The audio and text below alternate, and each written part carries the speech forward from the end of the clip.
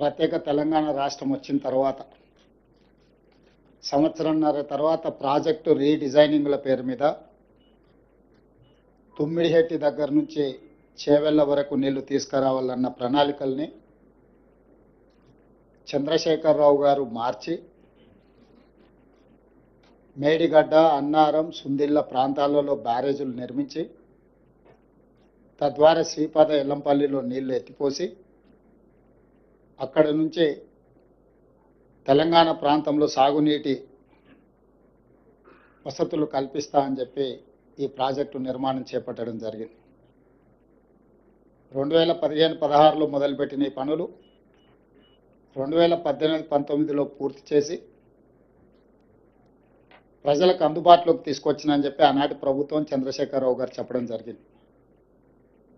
నిర్మాణం జరిగిన 3 సంవత్సరాల లోపే 2023 అక్టోబర్ ప్రాంతంలో మేడిగడ్డ బ్యారేజ్ కుంగిపోవడము, అన్నారం, సుందిళ్ళ బ్యారేజీలు పగుళ్ళు రావడము, ఆనాడు ప్రాజెక్టులు ప్రమాదంలో పడ్డాయి అని సాంకేతిక నిపుణులు,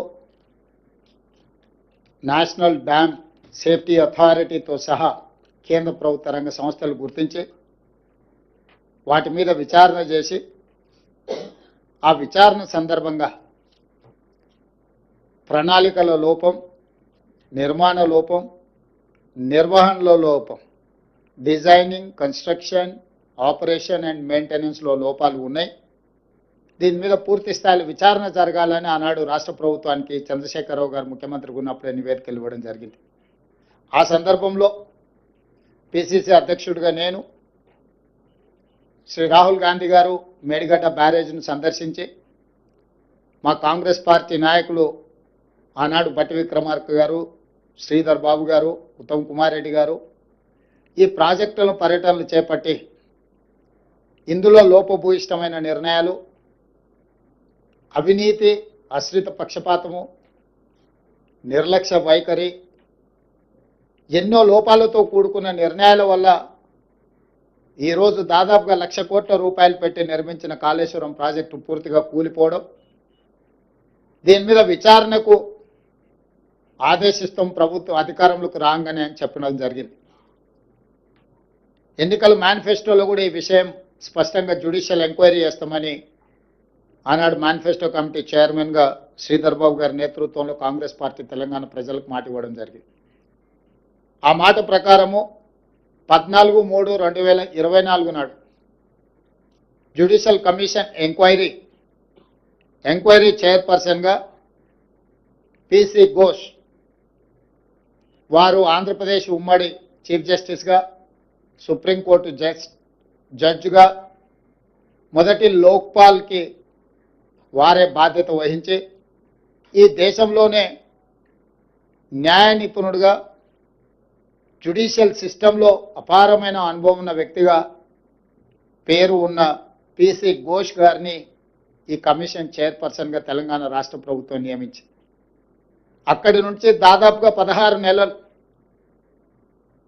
ఘోష్ కమిషన్ నాటి మాజీ ముఖ్యమంత్రిని, సాగునీటి పారుదల శాఖ మంత్రిని, ఆర్థిక మంత్రిని, ఐఏఎస్ అధికారులను, ఇంజనీరింగ్ అధికారులను, నిర్మాణంలో పాల్గొన్న నిర్మాణ సంస్థల్ని, ప్రజా సంఘాలను, పాత్రికేయ మిత్రులను, ప్రజలు ఎవరైనా ఈ ఓపెన్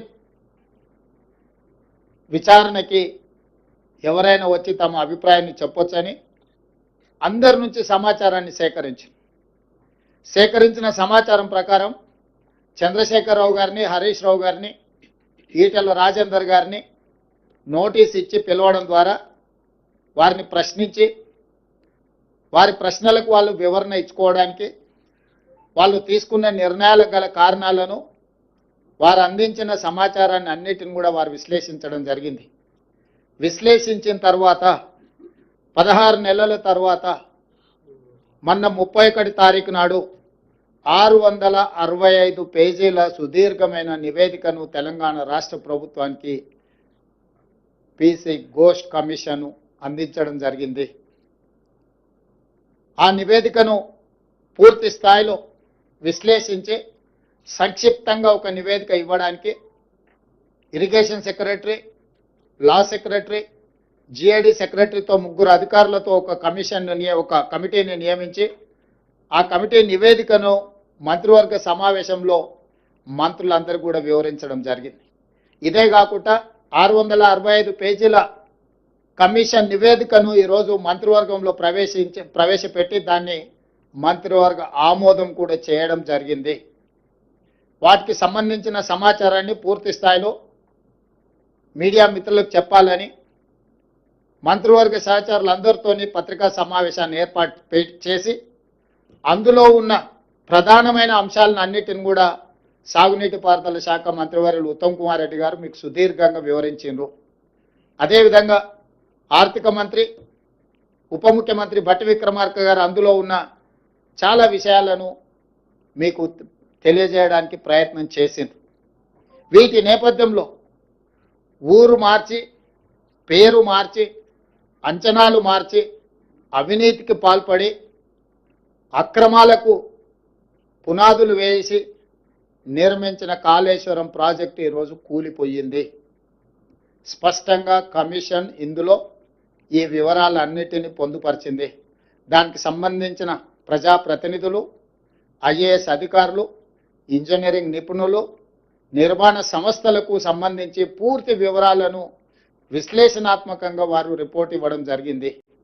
ఈ నివేదికను ఈరోజు మంత్రివర్గంలో ఆమోదించడమే కాకుండా రాబోయే రోజుల్లో శాసనసభలో ప్రవేశపెట్టి అన్ని రాజకీయ పక్షాలకు వారి అభిప్రాయాన్ని చెప్పే అవకాశం కల్పించి, including leader of opposition the then chief minister Chandrasekhara Rao గారు, ఆనాటి సాగునీటి పారుదల మంత్రులు, ఇతర మంత్రులందరూ కూడా ఆనాటి మంత్రివర్గంలో ఉన్న వాళ్ళందరూ కూడా వాళ్ళ అభిప్రాయాలు చెప్పడమే కాకుండా చట్టసభలలో, శాసనసభలో కావచ్చు, శాసన మండలిలో కావచ్చు, ప్రజాప్రతినిధులు స్పష్టంగా ఈ నివేదిక పట్ల ఒక అవగాహన తెచ్చుకోవడమే కాకుండా వాళ్ళ అభిప్రాయాలను స్వేచ్ఛగా చెప్పడానికి అవకాశం కల్పించాలని ఈరోజు మంత్రివర్గ సమావేశంలో మేము నిర్ణయం తీసుకున్నాం.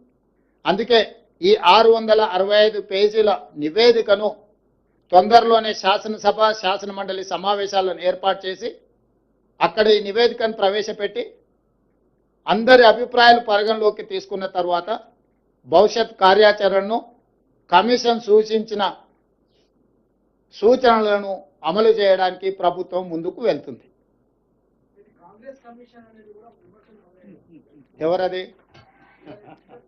అవునా, న్యాచురల్ కదా, వాళ్ళు అదే విధంగా మాట్లాడతారు కదా, వేరే రకంగా ఎందుకు మాట్లాడతారు? ఒకవేళ అదే అయితే ఆ కమిషన్ ముందుకెళ్ళి వాళ్ళు ఎందుకు సమాచారం ఇచ్చిండ్రు, వాళ్ళు ఎందుకు వాదనలు వినిపించిండ్రు?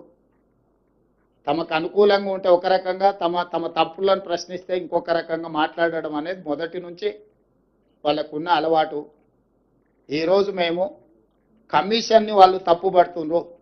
ఇంతకుముందు భట్టి విక్రమార్క గారు స్పష్టంగా చెప్పారు, ఇది ఒక రాజకీయ పార్టీ నివేదికను, రాష్ట్ర ప్రభుత్వ నివేదిక కాదు, independent judicial enquiry report headed by Pinaki Chandra Ghosh, eminent personality. He headed as a Supreme Court judge, Lokpal chairperson.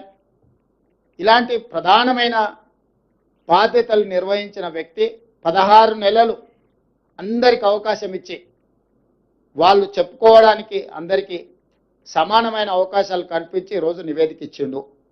కాబట్టి ఆ నివేదిక మీద ఇంకా ఎవరు ఏ రకంగా మాట్లాడతారు, ఏ రకంగా విశ్లేషణ ఇస్తారు అనేది వాళ్ళ విజ్ఞతకే నేను వదిలేస్తున్నా.